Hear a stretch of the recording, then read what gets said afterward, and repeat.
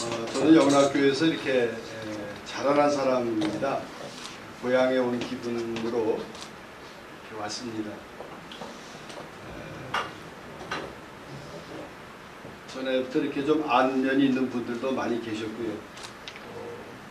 많은 분들이 이렇게 분에 넘치게 환영해 주시고 저녁도 맛있는 거 사주시고 잘 먹었습니다. 오늘 황금어장이라는 제목으로 이렇게 제목을 잡아봤는데, 사실 이거는 제 얘기가 아니고 제가 한경직 목사님 설교를 들을 때 들었던 얘기입니다. 저는 부모님하고 같이 교회에 나왔을 때는 흔히 이제 대배라고 그러잖아요.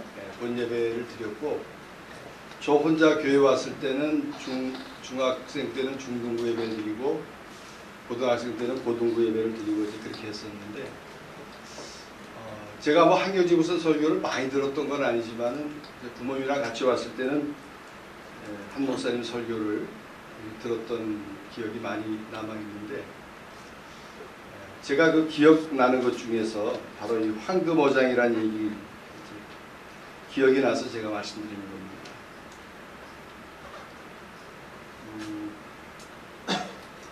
한경직 목사님이 설교를 하시면서 그때 그런 얘기를 하셨어요.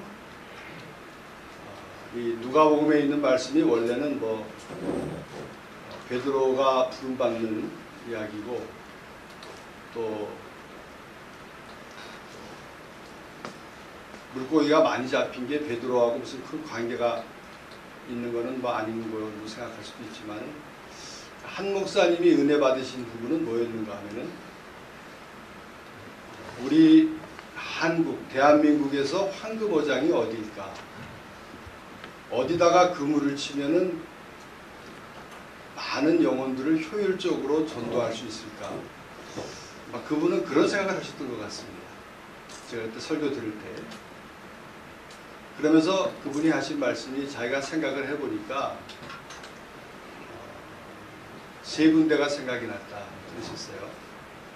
하나가 학원이었고, 또 하나가 산업사회, 그러니까 공장이나 뭐 이런 기업이나 이런 사람들이 많이 모이는 곳이죠. 그리고 또 하나가 이제 군대라고 생각을 하셨다는 것입니다.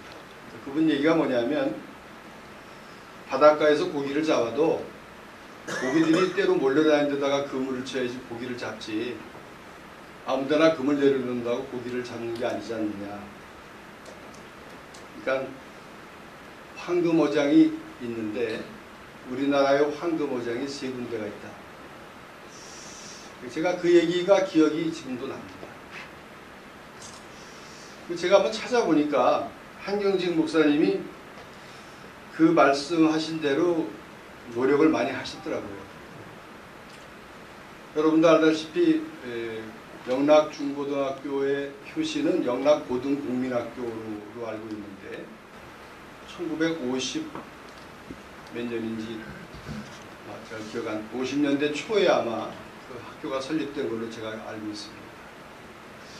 한경직 목사님께서 영락교회를 세우고 얼마 안 있다가 영락고등국민학교 세우시고, 작년에 돌아가셨습니다마는 이창노 장로님 같은 그분들, 대광고등학교 이렇게 훌륭하게 발전할 수 있도록 목사님께서 많이 애쓰신 걸로 알고 있고, 그 외에도 이제 학원 선교에 그 한 목사님께서 중추적인 또 기초를 놓으신 그런 일들이 대단히 많은 것으로 제가 살펴보니까 알게 됐습니다.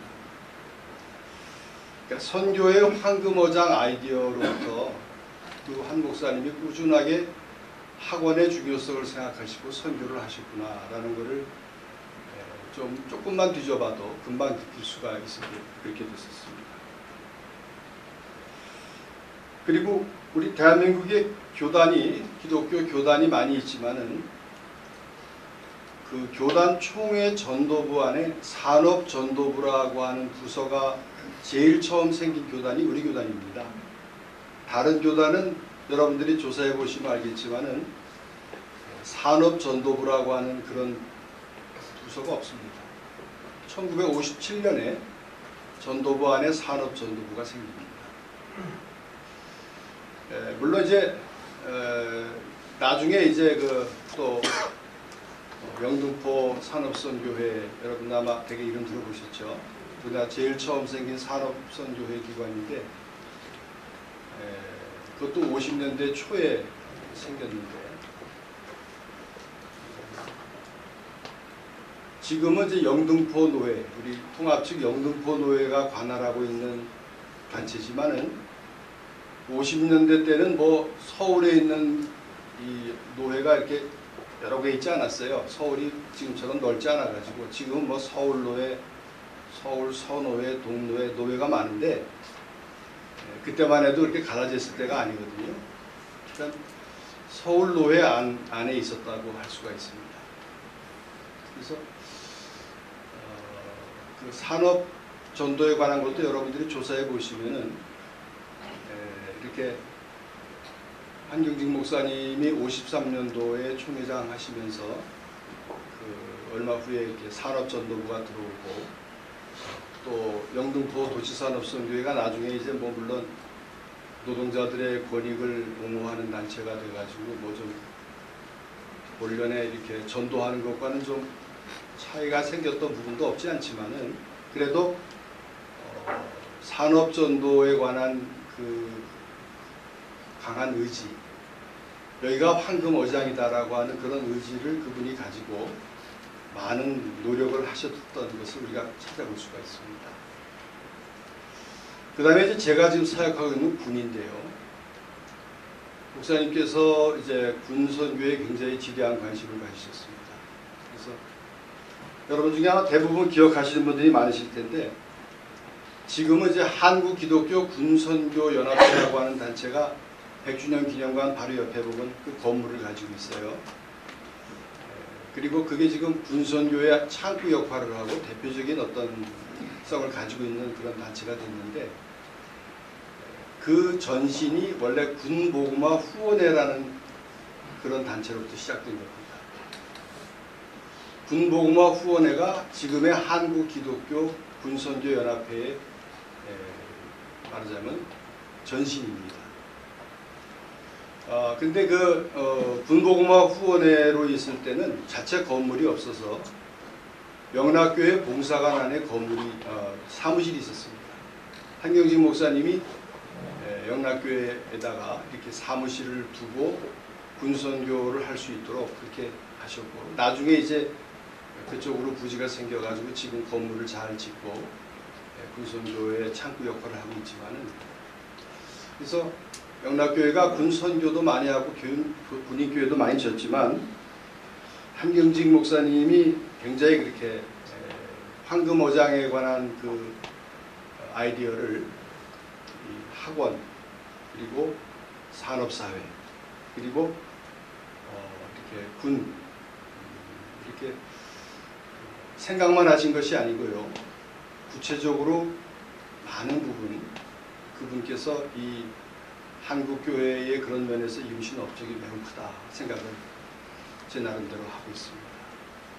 그래서 오늘 주제와는 좀 차이가 있지만 우리 영락교회의 한경직 목사님을 연구하는 그런 기관이 있다는 얘기를 전해드렸는데 제가 하나 팁을 뭐 굳이 팁이라면 좀 뭐하지만 하여튼 말씀을 좀 드린다면은 지금까지 한경직 목사님에 대해서 주로 그분의 인품, 목회, 또 사회사업 이런 계통으로는 연구가 많이 되고 정리가 잘 되어 있는 걸로 알고 있는데 이 황금어장이라고 하는 어떤 아이디어를 가지고 그분이 한국교회의 복음 전도를 위해서 애쓰신 부분은 좀 혹시 정리가 아직 잘 안 되어 있는 부분이 있다면 그런 정리가 좀 잘 됐으면 좋겠다는 바람이 있습니다.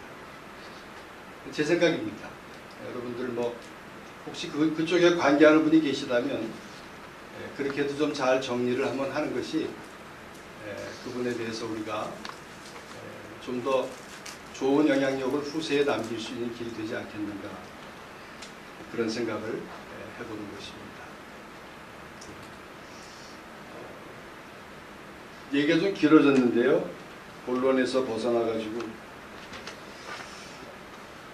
그래서 오늘은 저는 제가 다른 분야는 잘 모르고 학원도 잘 모르고 또 뭐 산업사회도 잘 모르고 저는 대학 졸업하고 직장 생활을 한 번도 못 해본 사람이기 때문에 더군다나 그쪽 계통에는 완전히 분이 아니고 그래서 제가 하고 있는 군선교에 관한 얘기를 조금 더 하고 제가 얼마만큼 얘기해야 되죠? 앞으로 얼마나 더 얘기할 수 있습니까? 한 20분이요? 한 30분? 8시 25분. 8시 25분?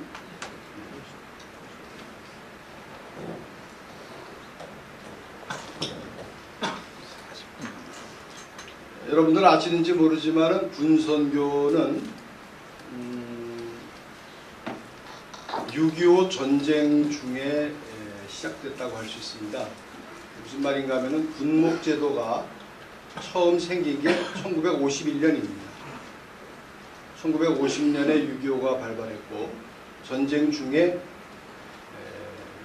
그 군목을 파송하자. 군목을 군대에 파송하기로 결의를 합니다. 육군의 경우 그렇습니다. 공군이나 해군은 제가 잘 기억이 안 나는데 조금 더 먼저 보낸 데도 있는 걸로 알고 있고 하여튼 육군의 경우는 1951년에 처음으로 군정병과가 창설되고 군목이 이제 전쟁터에 나가게 되는 데서부터 시작이 됐습니다. 여러분 중에는 저 조 목사가 사단에 있는 교회에서 사역한다는 얘기가 있는데 어떻게 민간인이 그것도 어떻게 사단급에 있는 교회에서 사역을 하는가 의아해하실 분들도 계실 것 같아서 그 얘기를 조금 먼저 하고 다른 얘기를 좀 하겠습니다. 한마디로 말하면 군목의 숫자가 너무 많이 줄어들어가지고 저 같은 민간인이 군인교회를 담당하는 일들이 이제 많아지게 됐습니다. 처음에는 기독교, 불교, 천주교 세 종파 중에서 교회 수가 제일 많기 때문에 군목의 숫자가 제일 많았습니다. 그래서 법사님들 숫자보다도 또 신부님들 숫자보다도 목사님들을 압도적으로 많이 이렇게 선발을 했습니다. 그러다가 이제 김영삼 씨가 돌아가셨습니다만은 대통령 부고하면서 돌아가신 분들은 얘기 됐으면 안 됐습니다만은 불교표를 그분이 의식해가지고 요거를 이제 n분의 1로 만듭니다. 기독교, 불교, 천주교 다 종교는 평등한데 n분의 1로 하자. 내가 그렇게 해주겠다. 당선되면. 불교에다가 이제 러브콜을 좀 하신 거죠. 그분이 당선이 되니까 또 그렇게 했습니다. 그래서 처음에는 많이 필요한 쪽으로 더 많이 파송하는 이렇게 하다가 이게 이제 n분의 1로 되니까는 굉장히 숫자가 많이 줄어들게 됐죠. 그러다가 3년쯤 전인가 2년쯤 전인가 국회에서 원불교도 군종장교를 파송할 수 있다라고 결의를 해주는 바람에 이게 이제 3분의 1 n분의 1이 4분의 1 n분의 1로 바뀐 겁니다. 그러니까 군종장교 수는 늘리기가 어렵죠. 왜냐하면 국가에서 월급을 줘야 되기 때문에 군종장교 숫자는 변할 수가 없는데 이게 자꾸 n분의 1, n분의 1 자꾸 바뀌니까 결국 뭐 특수한 부대들 많잖아요. 전방에 있는 사단들 이런 데 다 군목들을 배치해 놓고 나면 교회는 많이 줘놨는데 교회를 목회할 목회자가 없는 거예요. 그래서 국방부에서 국방부령으로 저 같은 민간인 목사님들을 위촉을 해서 많이 이렇게 산재해 있는 군인교회들을 좀 목사님들이 돌봤으면 좋겠다. 제가 이제 그 케이스로 지금 현재 제가 있는 66사단에서 사역을 하고 있는 중입니다. 대충 이해가 되시죠? 예. 네. 저희 교단에서 파송한 군목의 숫자가 한 60여 명 되는데요. 저 같은 민간인 군선교 사역하는 사람들이 100명이 넘습니다. 저희 통합측만 그렇습니다. 그러니까 뭐 2배는 아니더라도 꽤 많은 숫자, 더 많은 숫자가 지금 있는 거죠. 감리교도 저희하고 비슷합니다. 저희보다 좀 더 많습니다. 120명 정도 되는 걸로 알고 있고, 군목 숫자는 비슷할 겁니다. 이제 감리교하고 저희하고 좀 정치적인 제도가 다른데, 감리교는 파송제로 되어 있습니다. 목사님을 파송하는 제도로 그렇게 되어 있어요. 그래서 감리교회는 이게 군선교하는 분들을 파송할 때 지 교회에서 파송을 합니다. 여러분 영락교에서 선교사 해외 파송하면은 선교사님들 이렇게 다 생활비도 보내드리고 사역하는 비용도 보내드리고 그러잖아요. 그렇죠? 네. 마찬가지로 감리교 같은 경우는 파송제를 택하고 있기 때문에 어느 교회에서 이제 그 군선교 사역하는 분들에서 책임을 집니다. 한마디로 말해서. 그래서 그분에 대한 생활비도 보내드리고 이렇게 해서 하는데, 저희 교단은 파송제가 아니기 때문에 제가 이제 좀 이렇게 좀 아는 분들한테 또 아는 교회에 좀 이렇게 후원을 요청해 가지고 사역을 하고 이렇게 해야 됩니다. 그러니까 이제 군대 말로 하면 제가 이제 각계 전투를 해야 되는 거죠. 그래서 제가 각계 전투 하는데 우리 제2남 선교회가 그동안 2년 동안 많은 도움을 주셔서 이 자리를 빌어서 제가 감사하다는 말씀부터 먼저 좀 드려야 될 것 같아요. 여러분들의 후원이 굉장히 많은 힘이 되었고 또 좋은 열매로서 이제 점점 남고 있다는 느낌을 제가 받고 있습니다. 감사드립니다.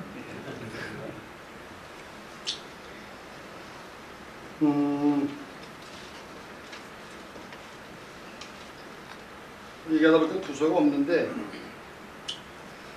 군이 특수집단이라는 건 여러분 잘 아시죠? 그 중에서도 군의 특수성을 한마디로 표현해 보라고 하면은 두려움이다, 이렇게 얘기할 수 있을 것 같아요.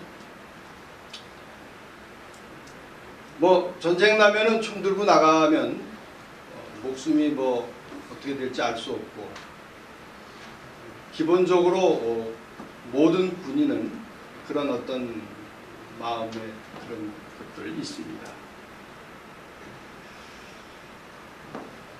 또 처음 이제 입대한 젊은이들 보면은 각종 훈련에 대한 두려움이 있고, 또 자식을 군에 보내놓은 부모님들도 이 녀석이 무사히 제대할 수 있겠나 하는 두려움이 있습니다. 군 간부들에게도 두려움이 있는데, 이 병사들이 사고를 치면 문제가 된다. 사고 없는 부대에 대한 두려움이 있습니다. 사고가 없어야 된다. 그리고 또 한 가지는 본인의 진급에 대한 두려움도 있습니다. 옛날에는 그래도 뭐 어느 정도까지는 진급이 쉬웠습니다만은 요즘은 그렇지 않습니다. 제가 있는 육군 이쪽에만 봐도 소령에서 중령으로 진급할 수 있는 TO가 한 40%, 100명 중에 60명은 소령에서 중령으로 올라가지를 못한다는 얘기입니다. 부사관의 경우도 장기가 되면은 하사에서 중사로 진급하면서 이제 장기 복무를 하게 되는데, 그 경쟁률이 굉장히 치열합니다. 장기를 하고 싶어도 장기를 하지 못하는 분들이 너무너무 많습니다. 이 자리에 계신 여러분들도 다 군에 다녀오신 분들이 대부분 많으실 텐데, 군에서 제일 옛날에 큰 욕이 뭔가 하면 비 오는 날 쇠말뚝 박아라. 그게 제일 큰 욕이었지 않습니까? 그런데 요즘은 비 오는 날 쇠말뚝 좀 제발 박았으면 좋겠다. 이렇게 된 거죠. 세월이 많이 바뀌었어요. 그래서 군도 굉장히 경쟁이 치열해지고, 그래서 이런저런 두려움들이 많이 이렇게 존재합니다. 그래서 이제 이 군인교회라고 하는데 제가 좀 이렇게 좀 있어 보니까 군인교회에서 가장 그런 어떤 내재해 있는 두려움들 이런 문제를 목회적으로 목사님들이 좀 잘 해결을 할 수 있도록 기능을 해야 되는구나 하는 걸 느꼈고 또 그러면서도 많은 병사들에게 군에 들어왔을 때 예수님을 알 수 있도록 하는 기회를 줘야 되는데 군 선교를 또 해야 되는데 군 선교를 해야 된다는 선교적인 사명과 군에 있는 모든 종류의 두려움들을 좀 이렇게 품어주고 그걸 해소시켜 줄 수 있는 역할도 그런 목회적인 기능도 해야 되는 그게 이제 군 선교하는 사람들이 해야 되는 두 가지 측면이라고 할 수가 있겠습니다. 제가 그렇게 잘하고 있나 늘 생각해 봅니다. 제가 잘한다고 생각될 때도 있고 그렇지 못할 때도 있고 그렇습니다. 옛날부터 군선교는 초코파이 선교라고 하는 얘기를 여러분 들어보셨죠? 근데 요즘은 그렇지 않습니다. 한마디로 말하면 옛날 얘기입니다.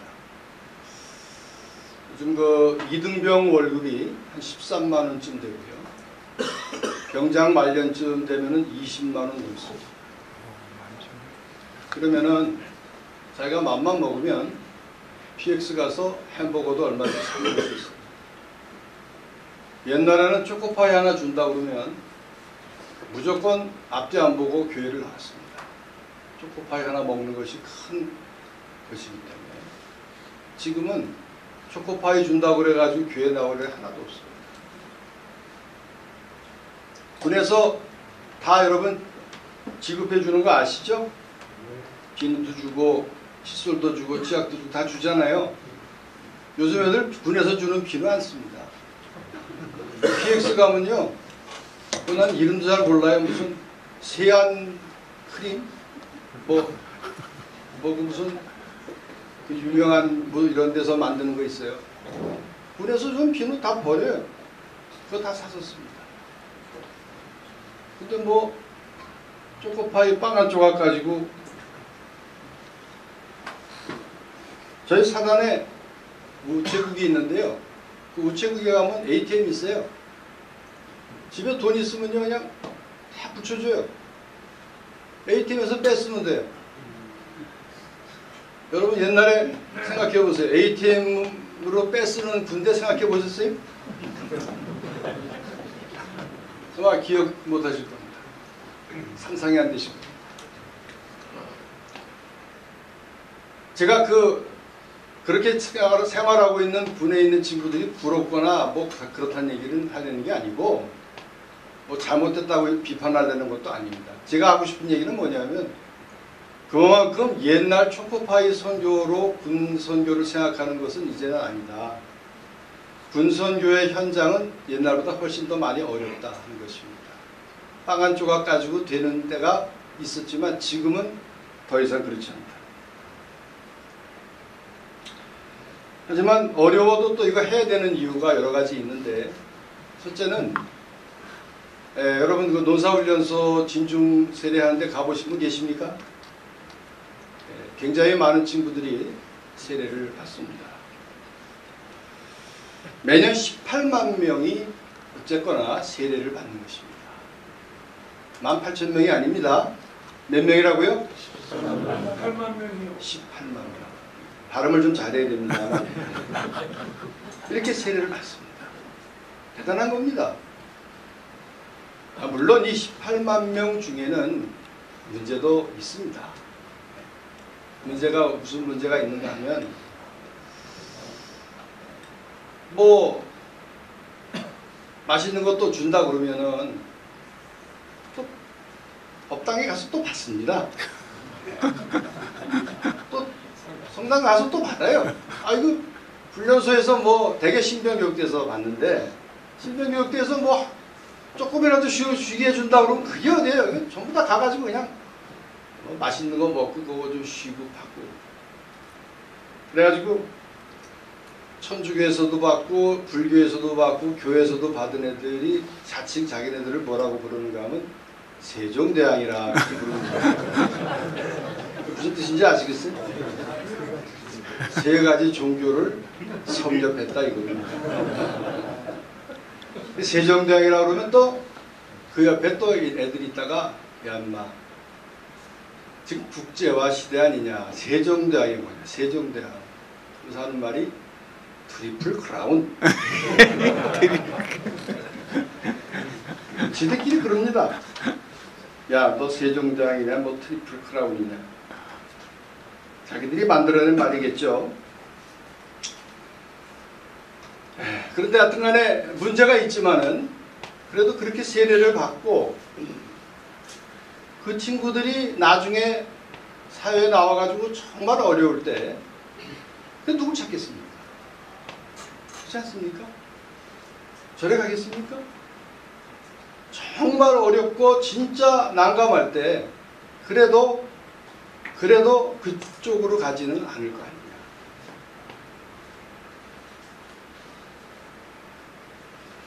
또 한 가지 군선교가 매우 중요한 이유는 뭐 여러분들 뭐 제가 설명 안 해도 너무나 잘 아시겠습니다만은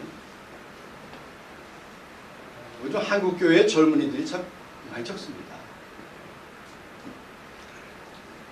제 딸이 결혼을 해서 대전에서 살고 있는 그 딸이 있습니다.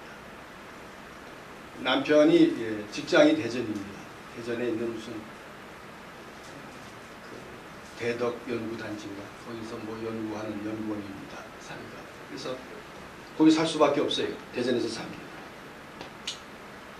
근데 같은 그 연구하는 사람들 이렇게 뭐 얘기를 하면서 제 딸아이한테 제가 들은 얘기, 아빠 우리 그 과장님도 한참 그 부인하고 얘기하다 보니까 그 과장님 아버지가 장로님이래. 난 교회 안 가서 교회 안 다녀서 전혀 상관이 없는 줄 알았더니 아빠 장로님이래. 장로님 아들이래 이러더니. 근데 좀 있어 또 집에 와서 얘기하는데 아빠 우리 그 부장님 계시는데 부장님 어머니는 권사님이래. 이러는 거야. 이게 무슨 소린가 하면은 아버지는 권사고 장로고 뭐고 이런데 애들은 교회를 안 나가요. 그러니까 전혀 교회랑 상관없는 걸로 알고 지냈는데 나중에 보니까 그게 아니더라는 거죠. 그 교회랑 전혀 상관없는 사람이 별로 없다는 거예요. 대부분 나중에 보니까 그렇더라는 거죠. 애들이 이제 젊은 이들이잖아요. 그럼 교회에 등록을 했어요. 부부가. 조금은 깐난쟁이 이렇게 안고선 등록을 했습니다. 그랬더니 몇 명 안 되는 교회에서 한 150명쯤 모이는 교회라고 그러던데. 그 교회에서 그렇게 젊은 부부가 등록을 한 케이스가 없는 거예요. 교인들이 앞에 나와 인사하는데요. 신기하다는 쳐다보더래. 전부 다. 어떻게 저런 애들이 다 교회를 다 왔나 해가지고. 제가 하려는 얘기는 저희 딸아이 얘기를 하려는 게 아니고 한국교회에 젊은이가 없어요. 젊은이가 없어. 이게 큰일이에요. 우리 영락교회야 뭐 그래도 교회에 그래도 이게 건설 용어로 하면 캐파가 있으니까 그러니까 이 크기가 있으니까